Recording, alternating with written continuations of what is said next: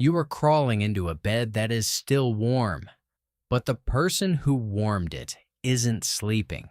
They just died of a rotting fever, and their body was dragged out of these exact sheets only moments ago. You don't wash the linens. You don't even air out the room. Because in the freezing darkness of the medieval winter, a damp dirt floor drains human body heat 25 times faster than cold air. That contaminated, flea-ridden wool mattress is the only thing keeping your core temperature alive. So you lie down exactly where a corpse just sweat its final breath. But the most disturbing part isn't the dead body. It is that this wasn't a desperate tragedy. It was a required mechanism. For you, a bedroom is a private sanctuary. But for them, that exact room was a ruthless biological engine, a collective survival machine where birth, lethal infection, and death were stacked directly on top of each other. To survive the climate, the medieval home was engineered to seal in every single degree of heat, including the microscopic threats that were quietly exterminating them. This is the true anatomy of the medieval home. Now, here is the part nobody talks about. The medieval peasant home wasn't just small, it was biologically weaponized by necessity. Look closely at the walls containing this environment. Most medieval peasant houses were constructed of wattle-and-daub, a woven lattice of wooden strips plastered with a heavy mixture of wet soil, clay, straw, and animal feces. When winter approached, families frantically patched every microscopic crack in the walls with fresh mud and cow dung. They deliberately eliminated all ventilation. They had to. Because inside that sealed box, there was no physical wall separating the human living space from the livestock. You didn't keep your oxen and pigs inside because you lacked wood to build a separate barn. You kept them inside because a resting adult cow radiates roughly 3,000 BTUs of heat per hour, the equivalent of a modern electric space heater. 3 cows and a dozen sheep formed a biological furnace that kept the indoor temperature survivable. But that heat came at a severe respiratory cost. If you look at the ceiling of these structures, you won't find a chimney. Chimneys were a technological luxury of the extreme elite until the late 1500s. Instead, you had an open hearth fire in the center of the dirt floor, and a simple hole cut into the thatched roof. For 5 months of the year, the upper half of your house was permanently filled with a dense, acrid cloud of wood smoke and vaporized animal waste. The soot coated the thatch in a thick black resin, constantly dropping acidic flakes onto your skin. Your eyes watered continuously. Your lungs accumulated thick layers of tar, leading to a condition osteoarchaeologists routinely find in medieval rib cages: severe, lifelong pulmonary disease. You knew the smoke was destroying your lungs. You could feel it choking you, but you accepted it. Because if you built a chimney, the updraft would suck the livestock's body heat right out of the room, and your family would freeze to death in their sleep. Slowly suffocating was mathematically safer than freezing. You traded oxygen for temperature. And that thermodynamic hostage situation brings us directly back to the bed. In a world without central heating, the communal bed was the ultimate survival tool. It was often the most expensive physical item a family owned, passed down through generations. A typical peasant mattress was a massive sack stuffed with straw, oat chaff, and dried bracken ferns. Covering it were thick, raw woolen blankets. You never washed the wool because boiling it would strip away the natural lanolin oil, the only waterproof barrier keeping the dampness of the mud floor from seeping into your bones. Over years of continuous use, this mattress and its heavy wool covers absorbed liters of human sweat, spilled animal fat, and dead skin cells. It became a dense, fermenting biological block. And it wasn't empty. It was a thriving, permanent colony for Cymex lectularius, the human bedbug, and human fleas. To maximize thermal efficiency, families slept tightly packed, often in nothing but thin linen shifts, relying on direct skin-to-skin contact to share body heat. The outer edges of the bed were the coldest, usually taken by the strongest adults. The center was the warmest. That is where infants, the elderly, and the sick were placed, the exact spot where disease concentrated. When the person pressed against you finally succumbed to a lethal bacterial fever, something terrifying happened. Human parasites are thermotactic. They navigate by heat. The moment the heart stops and the corpse begins to cool, hundreds of starving infected fleas and lice realize their host is dead. They immediately evacuate the cooling flesh, searching for the nearest 98-degree heat source, which is you. There was no quarantine. You couldn't move to the floor. The damp earth would drain your core heat and induce hypothermia by 3 in the morning. You had to stay under the unwashed wool. You had to lie perfectly still in the dark, physically pressed against the rigid, cooling weight of the corpse, feeling the exact moment its infected parasites began to cross over to your living skin. And this is the detail that changes everything. Those thermotactic parasites crossing over from the corpse to your skin weren't just a physical nuisance. They were a localized biological weapon. When an infected body louse bites you, it doesn't actually inject the disease through its saliva. The mechanism is much darker. As the insect feeds on your blood, it simultaneously defecates on your skin, depositing highly concentrated, infected feces right next to the open puncture wound. In the absolute darkness of the bed, feeling the intense itching, your natural reflex is to scratch. The moment your fingernails drag across your own flesh, you are actively grinding the infected insect feces directly into your own bloodstream. You are the final mechanism of your own infection. Within days, the fever hits you. And because of the thermodynamic hostage situation of the house, the cycle violently accelerates. You are sweating into the exact same straw mattress, adding a fresh layer of moisture to the fermenting biological block beneath you. The same unwashed woolen blankets are trapping your radiating heat, creating a humid microclimate that turbocharges bacterial reproduction. There is no separate room to isolate the sick. There is no hospital. There is only the massive wooden bed frame, usually the singular piece of raised furniture in the entire wattle-and-daub structure. Because the floor is freezing mud and animal waste, the bed becomes a physical island. You cannot leave it.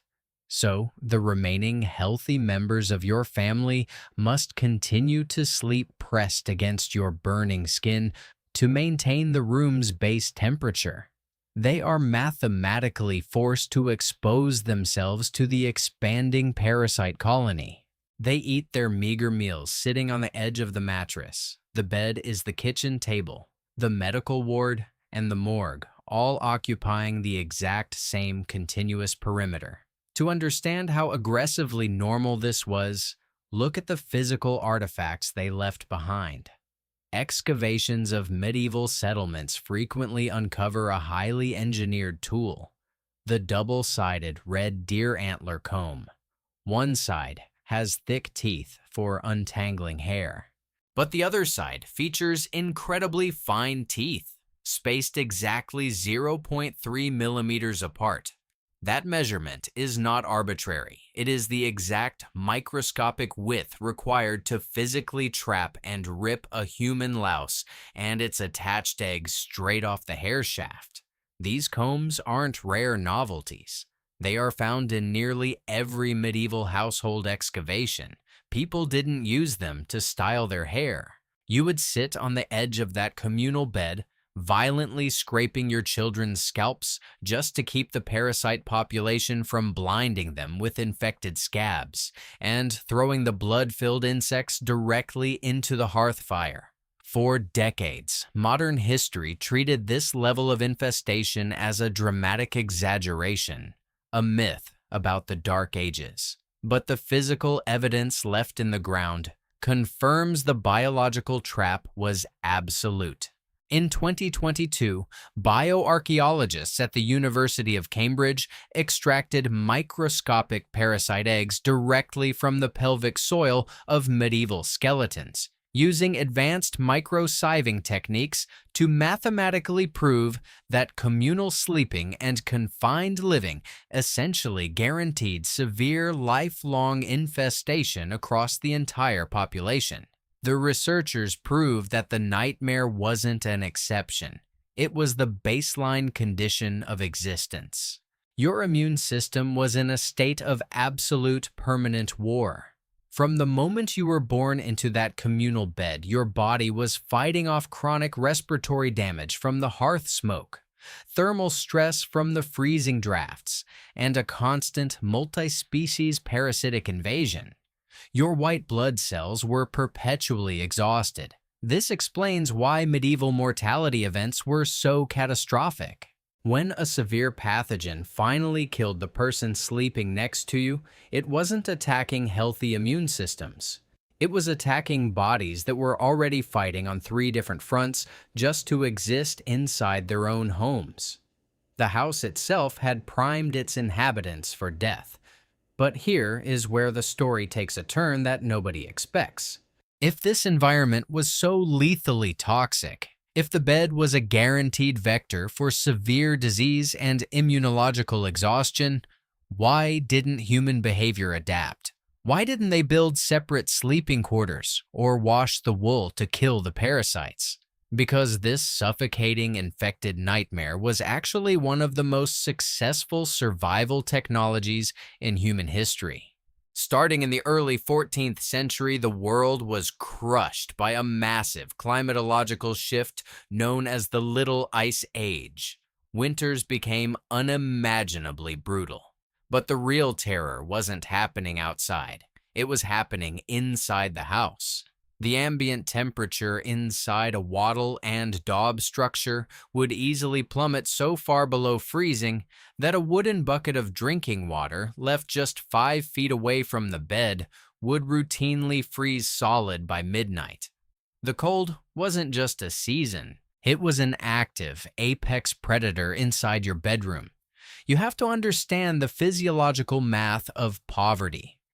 A medieval agricultural worker burned thousands of calories a day through intense manual labor, but survived on a deeply deficient diet of grain pottage. They had almost zero subcutaneous body fat. They had no internal insulation. In those conditions, an exhausted human body cannot generate enough metabolic heat to keep its own organs functioning while at rest. If a peasant family tried to adopt the modern concept of privacy, if they tried to sleep in separate individual beds, the freezing mud floor would violently drain whatever thermal energy they had left. The blood vessels in their extremities would constrict. Their heart rates would critically slow. They would slip into hypothermic cardiac arrest and quietly die in the dark before the sun came up.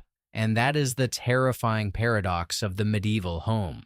The communal bed, the unwashed lanolin wool, the livestock trapped inside the sealed walls. None of this was a failure of hygiene or an act of ignorance. It was a perfectly calculated, desperate thermodynamic equation.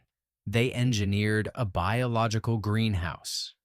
The exact same mechanism that trapped the bacterial fevers, the toxic wood smoke, and the migrating fleas was the only thing keeping the blood moving through their veins. They were engaged in a microscopic war they couldn't see. To survive a climatological war they could. It was a forced biological trade-off. You traded your respiratory health, the integrity of your immune system, and your own flesh to buy a few more hours of core body heat. You accepted the bites, the itching, and the chronic sickness because disease takes weeks to kill you, but hypothermia will kill you tonight. Which brings you right back to that pitch black room, pinned beneath the heavy rotting wool, listening to the livestock breathe in the corner. The person lying pressed against your spine has just died, and their thermotactic parasites are already crossing over to your living heat. You are trapped in an absolute biological nightmare, but for the first time, you don't want to escape it. Because you finally understand that the horrifying warmth of this contaminated bed is the exact reason your bloodline exists at all. They sealed the walls against the freezing mud. They inhaled the toxic wood smoke. They absorbed the fever of the rotting dead.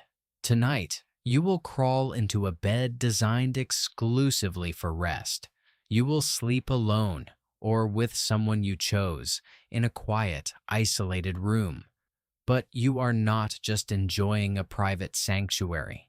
You are experiencing a profound thermodynamic luxury, a luxury that your ancestors bought with their own exhausted lungs, their infected skin, and their dead.